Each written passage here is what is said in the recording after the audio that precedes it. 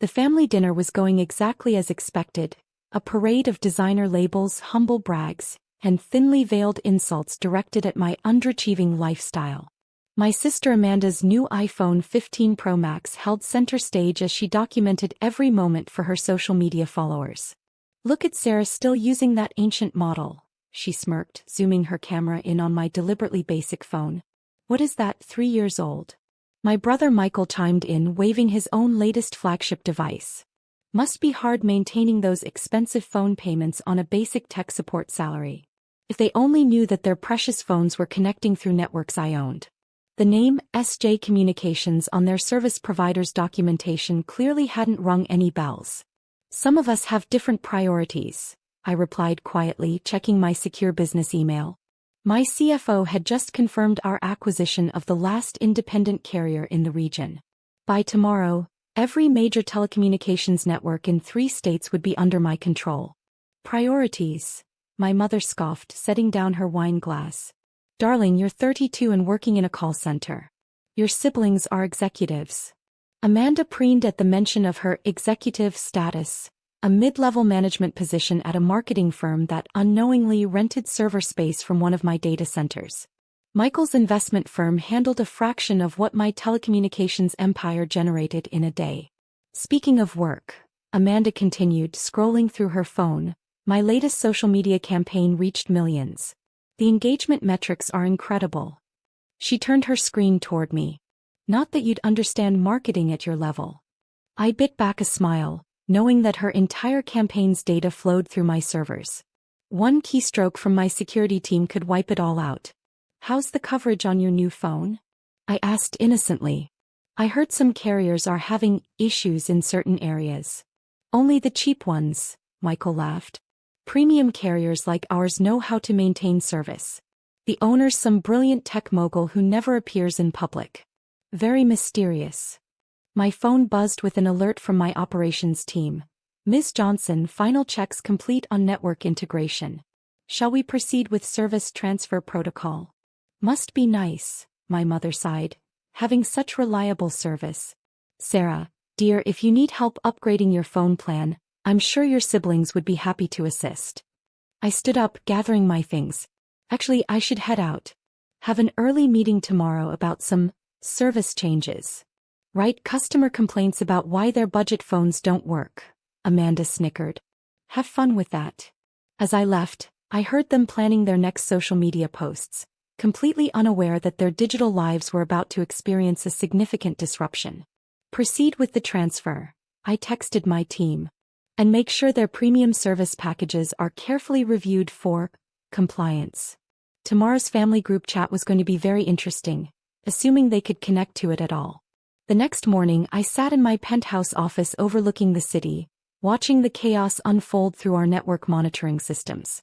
The first message came at 6:47 a.m., Amanda's panicked attempt to post her morning wellness routine. "Error. Service discontinued. Contact network administrator." "What's happening?" She'd frantically texted our family group, her last message before her service cut out completely. "My followers are waiting for my morning motivation post." Michael's meltdown started during his 8 a.m. investment call. Our logs showed his connection dropping mid-presentation, his premium service suddenly as useful as a paperweight. My mother's realization came at her country club brunch. "So embarrassing," she'd managed to email from the club's Wi-Fi. "None of our phones are working. The carrier says our accounts are under review by the owner."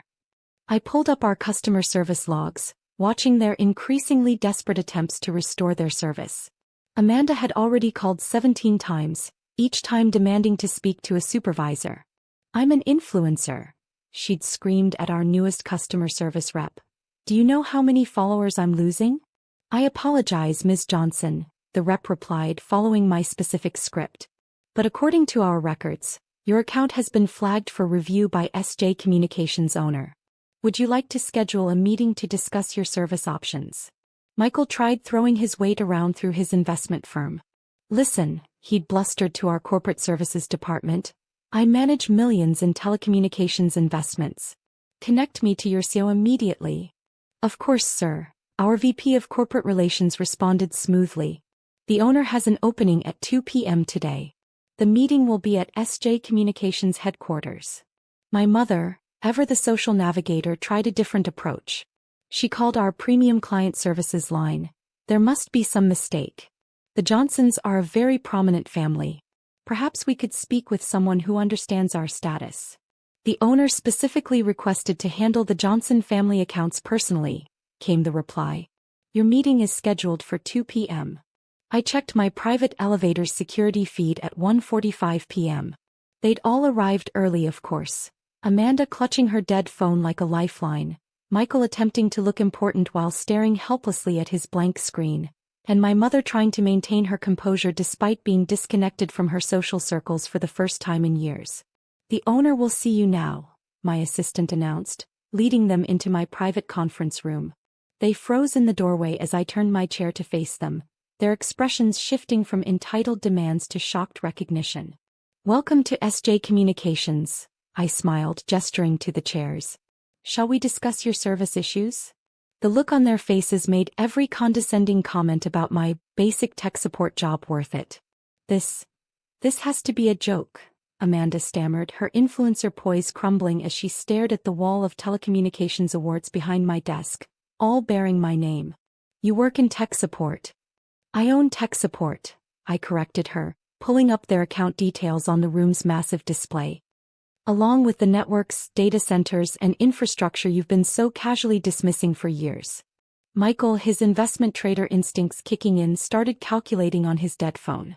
SJ Communications, the market cap, the annual revenue, is more than your firm will manage in the next decade, I finished for him. Though I particularly enjoyed your company's recent presentation about understanding the telecommunications sector. My mother sank into a chair, her social media withdrawal competing with her shock. But at every family dinner you said you worked in basic tech services. I do. I smiled, bringing up our company's organizational chart. I just didn't mention that I own the services. All of them. Including the premium networks you've been bragging about. Amanda found her voice first, influencer mode reactivating. Sarah darling, surely we can discuss this as family. My followers dash. Your followers, I interrupted, pulling up her account analytics, who are mainly bots purchased through a service that runs on my servers? Those followers. She deflated visibly, her carefully curated online persona cracking. Or perhaps, I turned to Michael, we should discuss your firm's telecommunications investment portfolio? The one that's actually just a tiny stake in one of my subsidiary companies. Michael's face went pale as the numbers displayed on screen. This is unnecessary. My mother tried her mediator role. We're family. We can sort this out over dinner at the country club. The country club whose entire communications infrastructure I recently acquired? I asked innocently. Including their member database, which shows some interesting discrepancies in your reported status. The silence in the room was broken only by the soft hum of servers managing millions of connections I could control with a single command. Here's what's going to happen, I said, pulling out 3 folders. Inside each folder is a new service agreement. Basic plan, standard phones, no special privileges. The kind of plan you mocked me for having. But my social media presence, Amanda whispered, will have to be earned through actual content, not bot engagement. My investment clients, Michael started, will need to be impressed by real market knowledge, not borrowed prestige. My mother opened her mouth, but I held up my hand. And the family's social standing will have to rest on something more substantial than digital facades. I stood, straightening my designer suit, the kind of subtle luxury they'd never appreciated. You have 2 choices. Sign the new agreements, accepting your actual place in the digital hierarchy, or find another carrier. I smiled. Though good luck finding one I don't own. This is blackmail, Michael protested weakly. No, I corrected him, this is a business decision. Something you claimed I'd never understand, remember? Amanda cracked first, her hands shaking as she reached for a pen. My last post was 18 hours ago, she whispered as if in physical pain. My engagement metrics will now reflect real followers, not purchased ones, I finished, pulling up her actual social media analytics. Interesting how your million followers translate to about 500 genuine engagements. Michael was frantically checking contract terms on his laptop, the only device he had that still worked. The roaming charges alone, and these data limits, are what most people live with, I noted, bringing up his monthly usage. Fascinating how much day-to-day trading apps consume, especially when running multiple accounts simultaneously against market regulations. His face paled further as he realized I had access to all his mobile trading records. My mother, ever the pragmatist, studied me with new eyes. All those family dinners, she mused, when we showcased our success and dismissed yours. You were building this empire right under our noses? While you were posting about imagined luxury, I confirmed, I was quietly acquiring the means to control the platforms you posted on. I pressed a button, and the room's screens filled with their digital footprints, every boastful post, every exaggerated claim, every carefully filtered photo of a lifestyle they could barely afford. Did you know, I continued casually, that our networks don't just carry your data? They analyze it. Every credit card decline hidden beneath claims of exclusive purchases. Every overdraft notification buried under photos of luxury vacations. Every desperate attempt to maintain appearances in a digital world you thought you understood. Amanda was now openly crying, mascara running as she signed her new basic service agreement. Michael, his trading apps still inaccessible, followed suit with a trembling hand. My mother took longer, reading every term. Finally she looked up. The monthly family dinners, she said slowly. Will they continue? That depends, I replied, on whether you're ready to experience success instead of just posting about it. I pulled out one more document, an invitation to our company's annual tech conference. Next month I'm giving the keynote speech about authentic digital presence versus cultivated illusions. You're all welcome to attend. I paused. In the general admission section, of course. General admission? Amanda looked horrified. But we're family. Exactly, I smiled. And family should understand the value of earning their position rather than expecting it. My phone buzzed. Their new basic service plans had been activated. The screens showed their social media accounts coming back online, but with all borrowed prestige stripped away. No more verified badges, no more artificial engagement, no more digital smoke and mirrors.